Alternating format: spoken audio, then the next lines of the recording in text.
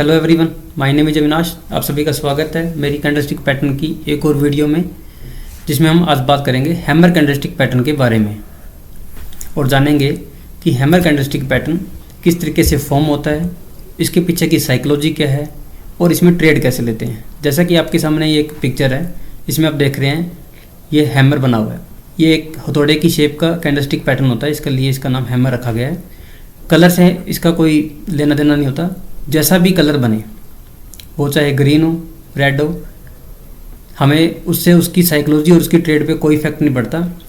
ये हमेशा down trend में बनता है।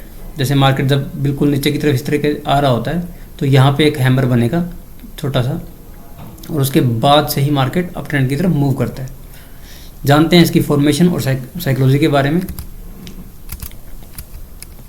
देखिए, जैसा कि मैंने आपको बताया कि ये एक डाउन ट्रेंड में बनता है और जब ये बनता है उसके बाद से मार्केट पूरा रिवर्स हो जाता है। यहीं से एक रिवर्सल आता है डाउन ट्रेंड से और ऊपर की तरफ चलने लगता है।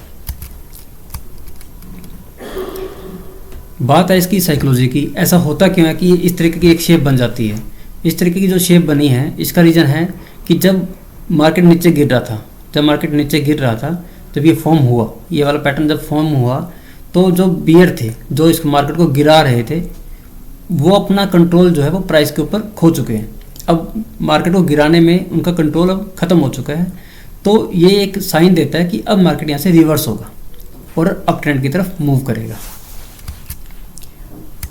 अब बात करते हैं इसके फॉर्मेशन की। फॉर्मेशन ये है कि अगर आप ये कैंडलस्टिक देखोगे तो जब हम एक चार्ट, जब किसी भी शेयर का कोई चार्ट बनता है, अलग अलग कैंडलस्टिक उसमें बनती रहती हैं लगातार, तो देखेंगे कि इस तरह की कैंडल बहुत सारी बनती है। तो इसका मतलब ये नहीं है कि जहाँ भी हमें इस शेप की कोई कैंडल दिखी हमें लगा कि ये हैमर है और इसको हम ट्रेड करेंगे।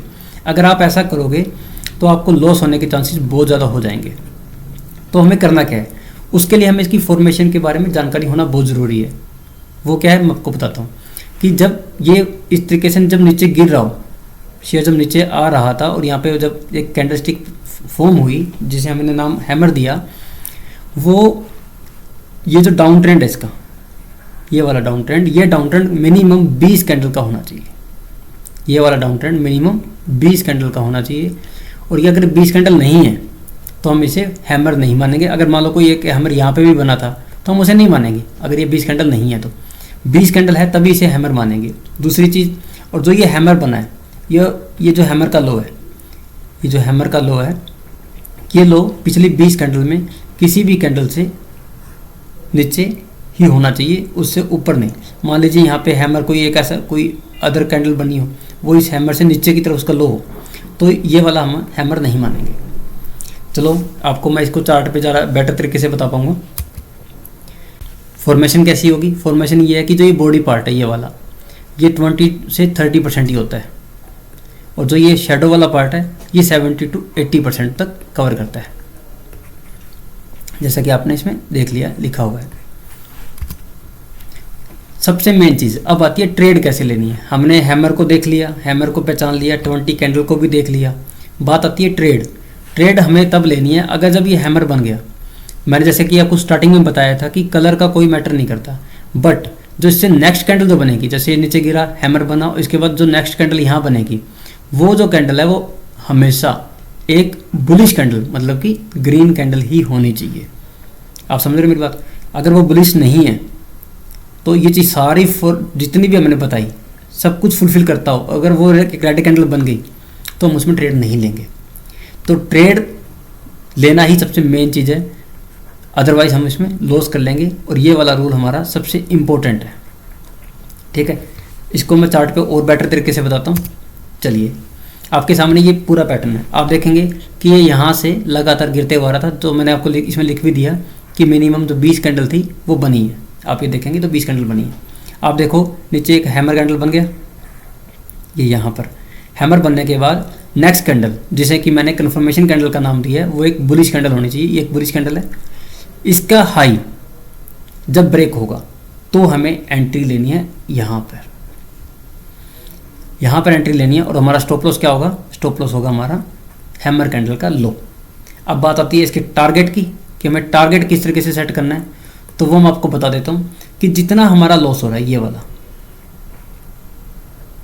ये इतना, अगर मान लिया हमें यहाँ पे एंट्री ली है और ये नीचे गिरता है, हमें 20 रुपये का लॉस हो रहा है, तो मैं ये कहूँगा कि हमें कम से कम 20 रुपये का तो टारगेट यहाँ पे रखना ही रखना है। जितना हमारा लॉस है इसे बोलते हैं 1:1, कि जितना लॉस हो रहा है उतना ही हमारा इसमें प्रॉफिट होगा। ये तो है बिल्कुल सिंपल तरीका किसी भी टारगेट को सेट करने का, बट इसके साथ साथ हम कुछ इंडिकेटर का यूज़ कर सकते हैं, जैसे MACD। वो मैं आपको आगे आने वाली वीडियोस में बताऊंगा कि MACD का यूज़ करके हम इसके मैक्सिमम गेन को कवर कर सकते हैं और मैक्सिमम गेन हम कमा सकते हैं। अब आपको मैं कुछ और चार्ट पैटर्न दिखाता हूँ। जैसे ये ग्रासिम का चार्ट है 1 डे का, इसके अंदर ये लगातार नीचे गिरता हुआ आ रहा था। जब गिरता हुआ आया तो यहाँ पे एक कैंडलस्टिक फॉर्म हुई जिसका नाम मैंने हैमर दिया। ये हैमर के बाद ये हम स्टॉप लॉस के साथ एंट्री लेंगे यहाँ। जैसे ही हमने यहाँ एंट्री ली उसके बाद आप देखिए लगातार मार्केट ऊपर है। हाँ, हमारा तो पहला टारगेट है वो लगभग इसके आसपास, यहाँ 1:1 होता है ये, और ये अगर आप देखोगे तो 1:1 बनता है, हम यहाँ निकल जाते हैं।